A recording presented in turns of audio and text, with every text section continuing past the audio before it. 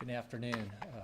I am Michael Graham. I'm a board member with the National Transportation Safety Board. The NTSB arrived on scene this morning to investigate the mid-air collision between the Boeing 17G and the Bell P-63F during the Wings Over Dallas Air Show. Before I go any further, on behalf of the NTSB, I want to express my deepest sympathies to the families who lost loved ones in this terrible tragedy. A representative from the NTSB's Transportation Disaster Assistance Division is here in Dallas. He is contacting family members of those who were lost to provide support as well as updates to the investigation as they become available. The NTSB is an independent agency charged by Congress to investigate all civil aviation accidents and significant accidents in the other modes of transportation. We are on scene to gather perishable evidence. Our team methodically and systematically reviews all evidence and considers all potential factors to determine the probable cause. This is the beginning of a long process. We will not jump to any conclusions, and the information that I will provide you today is preliminary. A preliminary report of the accident is expected in 4 to 6 weeks.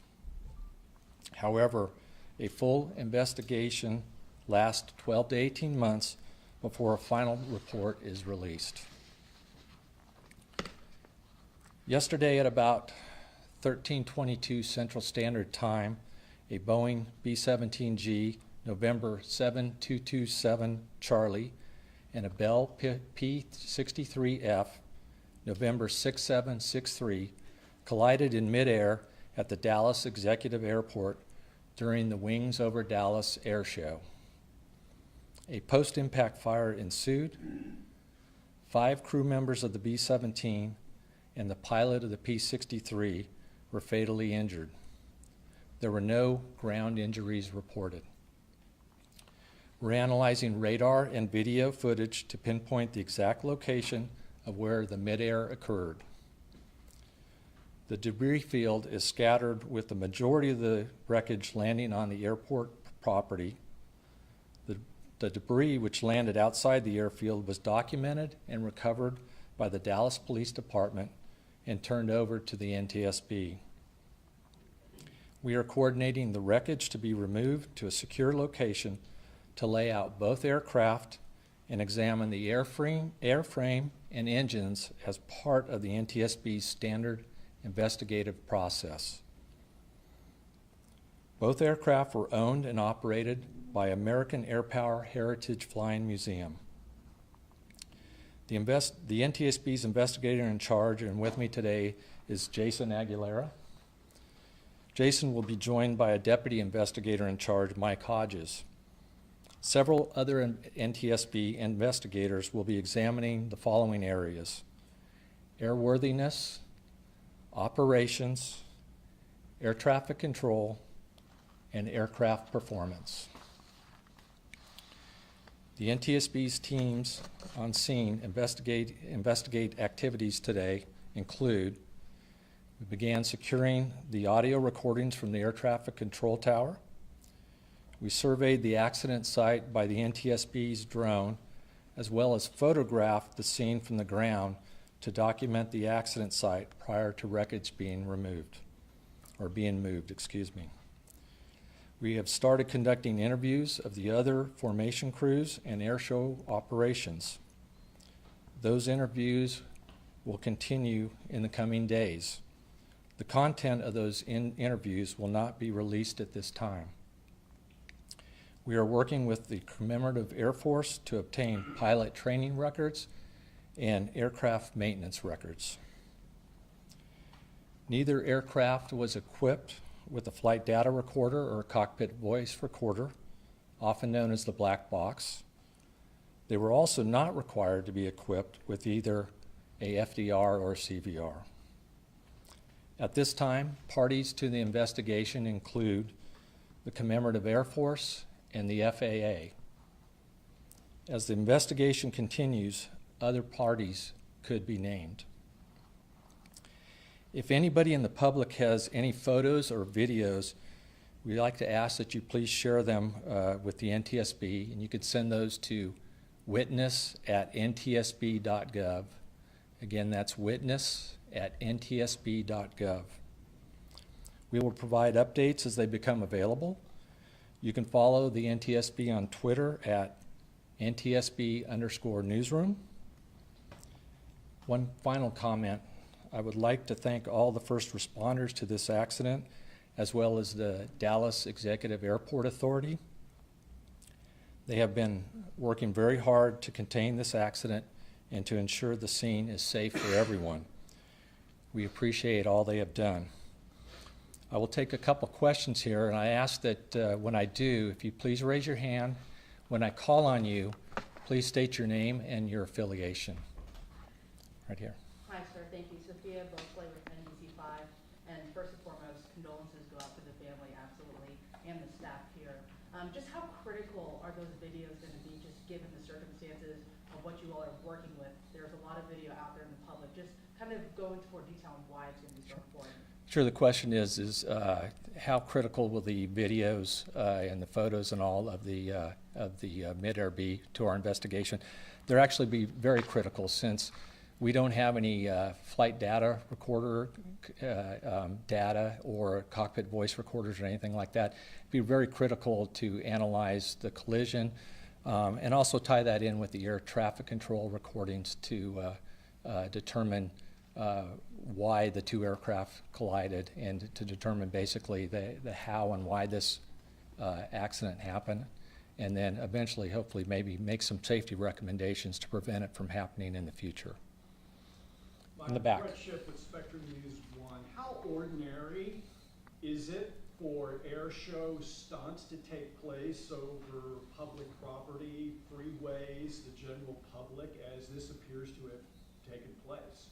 So your question, let me get this right, is how ordinary is it for the performers to overfly public spaces and things like that?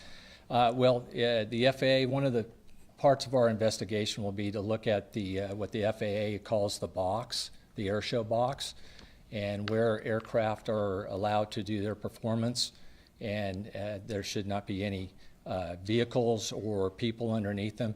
Now, granted, planes do fly outside the box to set up for their maneuvers, so this is one of the areas that we will be looking at very closely. Right here. Yep, William Joy, WFAA. So you talked about not having the flight recorder and the importance of videos. How often is it that you're investigating a crash where there is no flight recorder, and just how difficult does the lack of one make the investigation? Okay. The question is basically how difficult is it for us to determine or to investigate an accident that doesn't have a flight data recorder or CVR, and the fact that we do have a camera or plenty of video, social media videos out there. Unfortunately, many of the general aviation accidents that we see out there, there is no flight data recorder or CVR, and many times there is no video. So it is very difficult for us to determine the probable cause. But the expertise of our investigators and the witness marks of the wreckage and things like that provides us a lot of information. But there are times that we cannot determine the probable cause to an accident. I think there's some over here. Yeah, David Centenary with Fox 4 News here in Dallas. Just reading up on some of these things, and of course we're not the experts, but reading on the above ground level, the AGL, it appears these planes, were at the same AGL or close to it when what we saw in the video. Was that an approved part of the choreography, or is that typical to see planes flying that close at the same level to each other during these shows? So the question is basically, was the height level and the co-altitude the approved altitude for these aircraft to be flying? Is that, Yes. Well, that's part of what we'll be determining here, and we were gathering evidence at that time. At this time, we don't have the exact altitude of each one, and one of the things we would probably most likely be trying to determine is why those aircraft were at co-altitude in the same airspace at the same time. And then as far as this show specifically, who would make that decision typically on the choreography if it were the case? So the question is, who would make that determination of where each aircraft would be as far as the choreography is concerned? That is one of the things that we are looking into right now. Obviously, as I said, we're here to collect all the evidence, conduct interviews with the operations, the air show operations, and the other performers. And that'll be part of our analysis over the weeks and months to come to determine that question that you've asked there. Okay, I think there was some over here. Oh, right here. Jeff Cook, ABC News. I think a lot of people watching from home are wondering what, and this is similar to his question, what laws and rules there are surrounding air shows. Obviously a lot of spectators around, obviously there's businesses around, they can fly over those in order to get into the box. Can you just give us some context onto what rules and regulations there are about putting on these air shows in terms of safety?